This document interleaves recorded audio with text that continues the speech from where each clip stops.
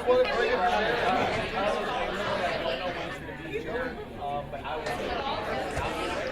going to split you guys up. Is that okay? Do you mind? We need one person back there. We need one person over there. Oh, no, maybe not. Oh, they're moving. Okay, do you guys have 3 or 4? If you have 3 or 4, that's fine.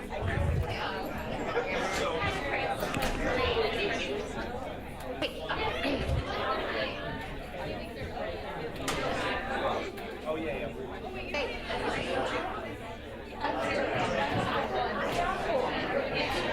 So are we all good together? I'm an air traffic controller.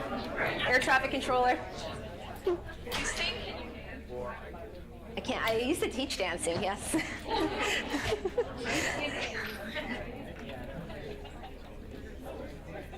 And if I didn't show up on time for dancing, I would not be allowed to be in the show. So I definitely learned this early on in life to show up dressed in the right attire, or else I couldn't go to class. I learned that at the age of 5 about workplace uniforms. It's interesting things we learn from sports. It's just to see those. And sports isn't just like hockey or baseball. It's all the different types of activities, right? We do all the different types of things that are out there. Okay, so I'm going to pretend that you can't read. So please don't read the questions. Does that sound good? Just kind of work with me as we go through. Sounds good? Excellent. The first question up there. Normally I like to ask you to read them out, but I don't think people can hear, so I'm going to participate in that way today. Who are your customers? So who are the types of customers? Does someone have a pen and paper? Excellent. We just need one scriber, one person to write. Who are your customers? I'm not looking for Tom and Smith. I'm talking about the types of customers you have. In home office, you have customers. In the warehouse, you have customers. In the showrooms, you have customers, right? So just kind of write down the types of customers you have. That's the first thing I'd like you to do as a group. So just write down the types of customers you have.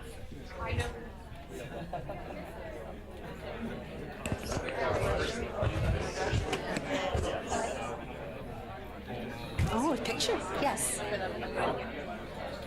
No. I have my mic on though. A whole department.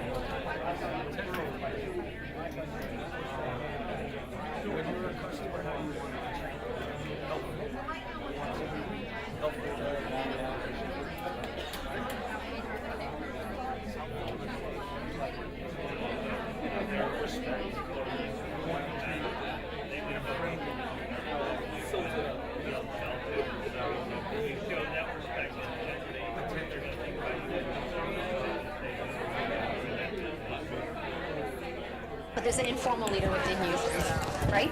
There's an informal leader within your group. There would be an informal leader within your group. So I'm going to bring everyone back together. Always is, always is. Leader of the pack. It's not. So I'm going to bring everyone back together. So can I ask for a few examples of the types of customers that you have? Homeowners, builders.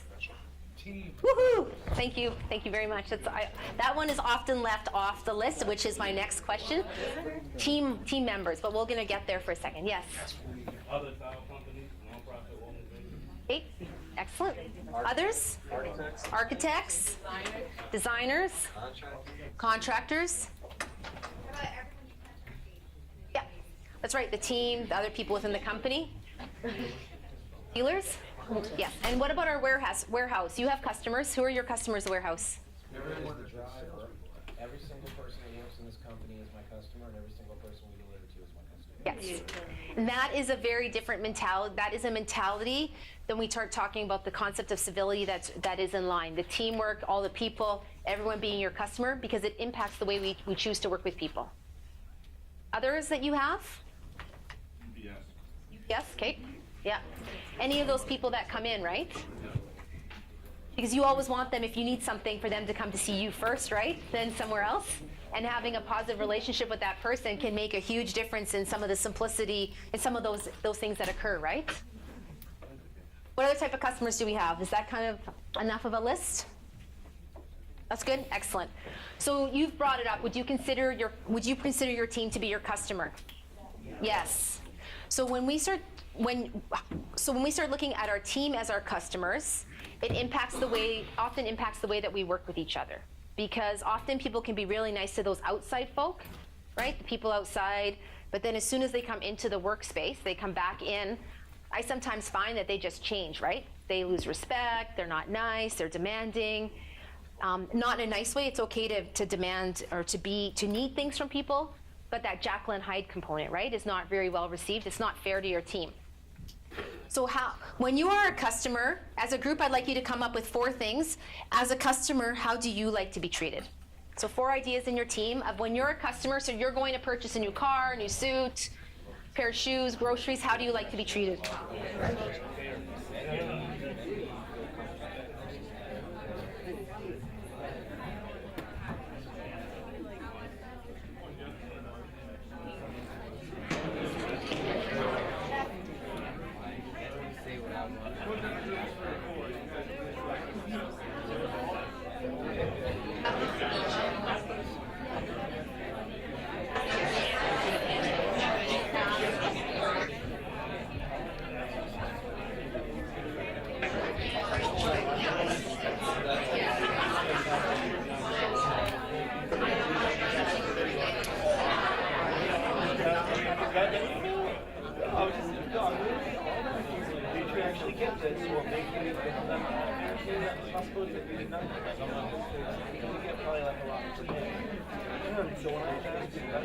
That's how I follow up.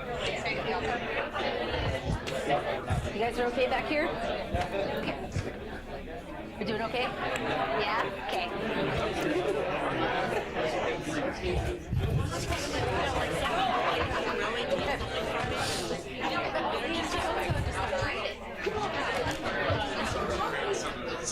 Hey, it's okay, it's okay.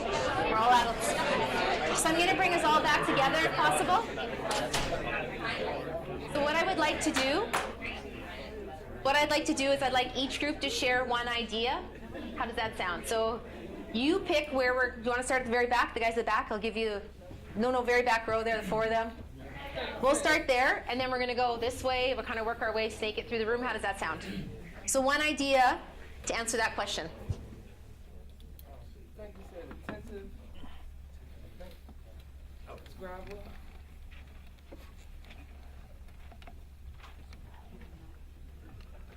Attentively. Well, one of the things that we can do is be nice to the customers. Okay. Greet the customer when they come in. Right, so when you are a customer, you like people to be nice to you? Yeah. Right, so right now I just want us to think about how we like, so nice, okay? So I'm going to ask a question. What does nice mean? What does nice mean? Courtesy. Pardon me? Courtesy. Courtesy. Being friendly.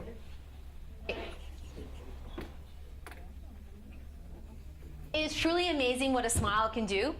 And you know what's interesting about a smile is that it doesn't just impact someone else. Usually when you smile, you feel better yourself. So even if it's intentional. That's right, it's intentional.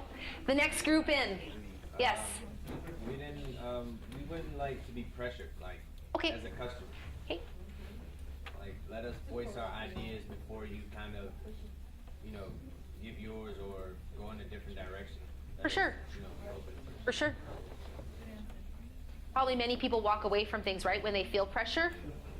Next one over. Next group.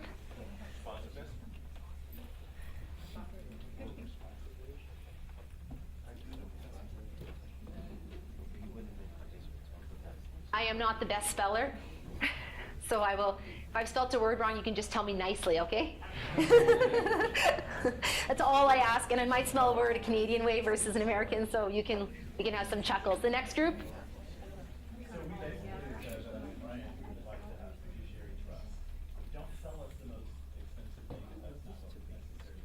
Okay.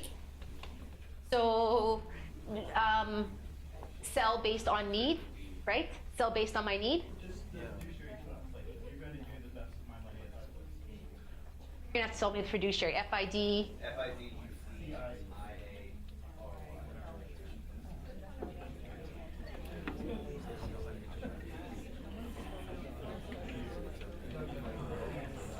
That is not a word I spell very often on the flip chart.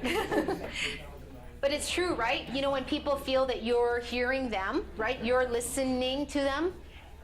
I worked one place where I worked on a contract where someone said if they do this, they need that. And I'm like, well, just because someone does this doesn't always mean they're going to do that, right? It's the same as job titles. You know, a CFO, a CEO, marketing, sales manager, they're titles. But honestly, I need to ask more questions to really understand what that person does. Because we do that, right? We make assumptions because somebody says something or you see something about them. Maybe someone doesn't drive, I'm just gonna use an example, maybe someone chooses to drive a certain car, but they have and maybe they like spending money on something else than their vehicle, but we make assumptions or we do things from a sales perspective or make choices about what they might want, right? So I do triathlon. I know many triathletes whose bikes are worth way more money than sometimes the car they drive, right? Because once again, if you looked at their car versus their bike, you're just making an association between things, right? We can't make assumptions. Next one, next group over.